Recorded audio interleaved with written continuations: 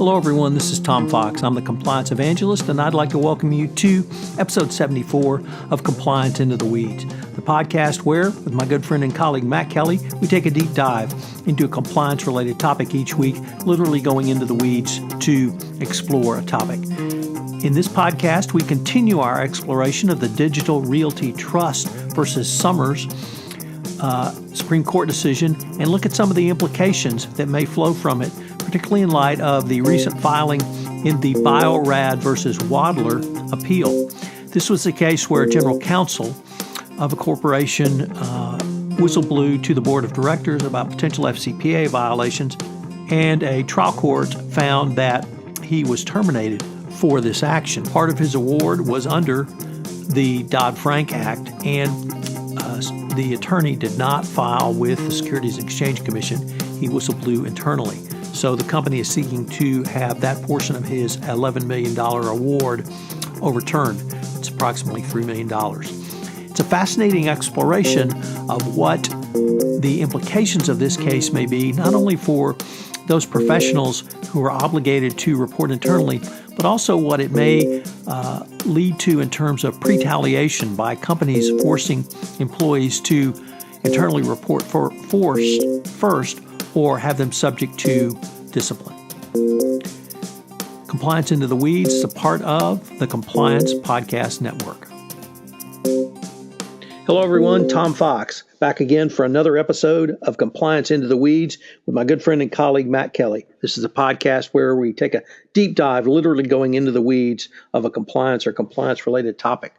Turns out that the Digital Realty Trust versus Summers case not only has legs, it has a lot of legs. And some of those legs are already spouting. And Matt wrote about it last week in a case, in a blog post entitled Supreme Court Whistleblower Ruling Already in Play, which revolves around the BioRad laboratories and lawsuit by their former General Counsel, Sanford Wadler. So, Matt, with that introduction, you want to lay out the groundwork of what whistleblower ruling has affected Mr. Wadler and his millions he won? Yeah, sure, Tom. So it's always a pleasure to be here. And this BioRad case, I know that this has been a rather long piece of drama-rama in FCPA and whistleblower lore. So correct me if I get any facts wrong. However, so Sandy Wadler, the ex-general counsel of BioRad, he at one point in several years ago suspected misconduct in BioRad's operations in China, brought those concerns directly to the board, and therefore, as we note, he did not report this to the SEC. And we will get back to how this gums up the Digital Realty Trust ruling in a moment. But he brought his concerns to the board, which investigated, found that there was no FCPA misconduct at issue, and then fired Wadler. So he filed suit, a whistleblower retaliation lawsuit against BioRad, where he said that this violated his anti-whistleblower protections under the Dodd-Frank Act, because at that time, the Dodd-Frank Act protections, according to the SEC, were that you could even just report this internally and not to the SEC, which is what Wadler did. And then last year, he won $11 million in a court verdict.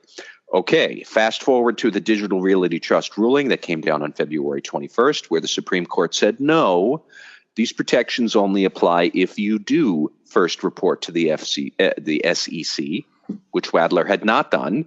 So right away, BioRad's lawyers were back in court earlier this month, where they were arguing to the appeals court in California, where this case was currently being adjudicated. They were saying that, well, under the Digital Realty ruling then, at least that claim that Wadler had raised under the Dodd-Frank Act, that shouldn't be valid anymore, and therefore they figured that he should lose about $3 million of the $11 million in judgment that he had won.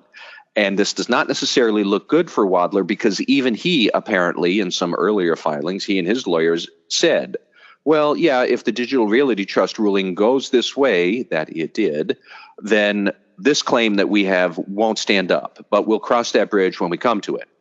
Okay, we're at that bridge. We are crossing it, and here right away is a firm, BioRad, seizing on the Digital Realty ruling to crack down on a supposed or alleged or somebody who would say he is a whistleblower, but they're using this to say they should not have to pay out the full whistleblower retaliation award that he won.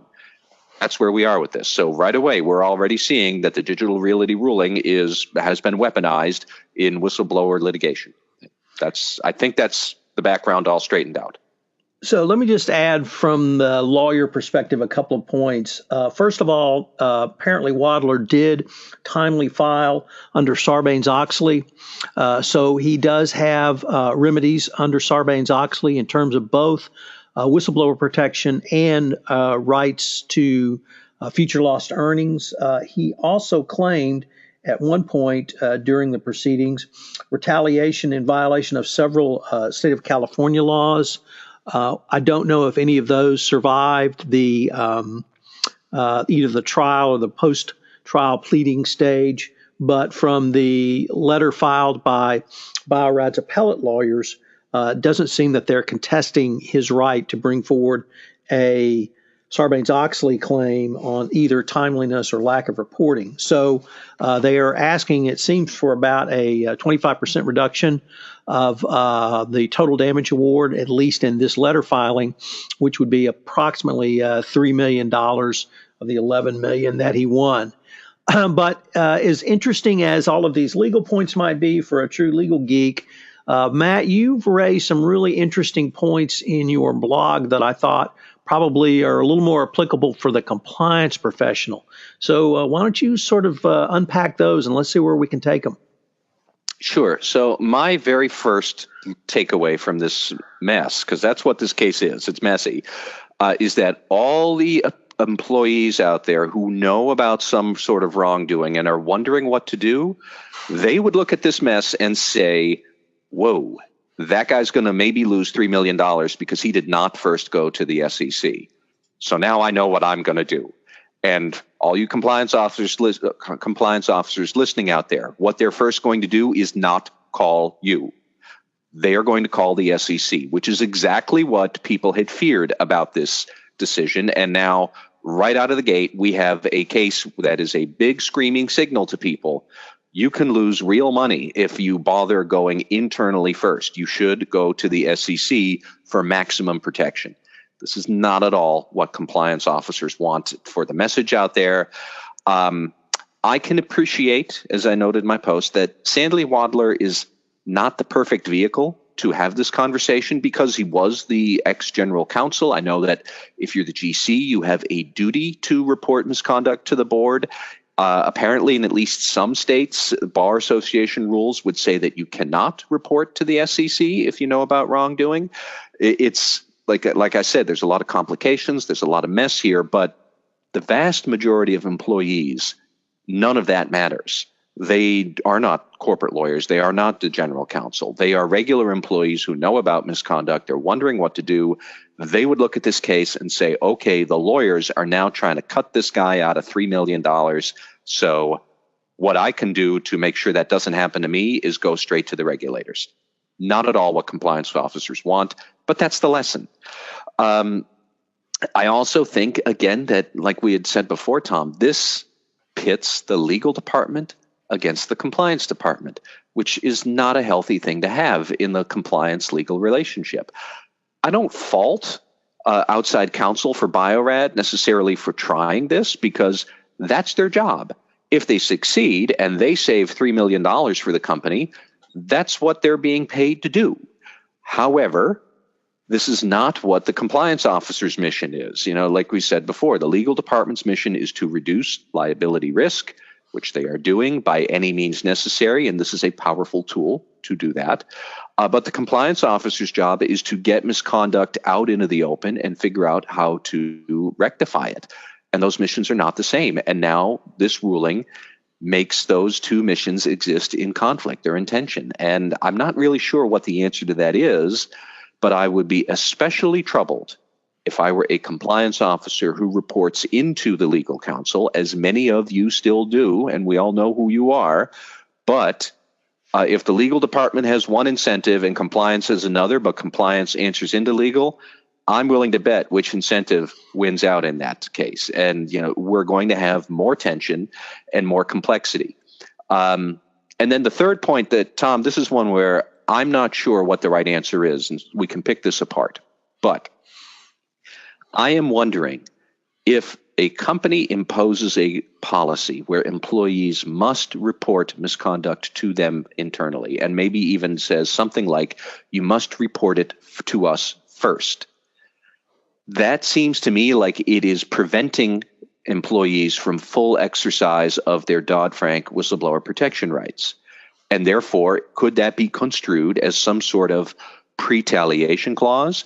Could it be some other right of action if they report internally, some unhappy manager hears about it, doesn't like it, fires the whistleblower, and then he files a claim, but now some lawyer out there somewhere is going to try to use this ruling to say, well, you didn't report to the SEC first, so you don't have a claim.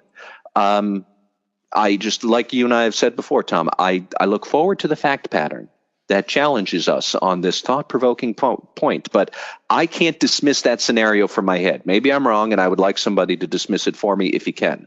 But that's the other thing that lingers in my mind, that I think this is an unsettled issue.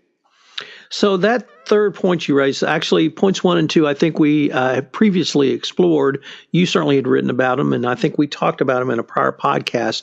But it's this third point, not only on retaliation, but I'd like to take it a step further where if that's the company's either code of conduct requirements or in a policy or procedure, and you do not step forward to report internally, and you go to a government regulator, is that now the basis for a termination? Now, hopefully the SEC would come down pretty hard on that, given what they have already done on retaliation cases. Nevertheless, I certainly can see that as a logical outcome from this court decision, and really putting a crimp in not only what Congress was trying to encourage, but what the SEC has tried to follow through with that encouragement through their whistleblower program.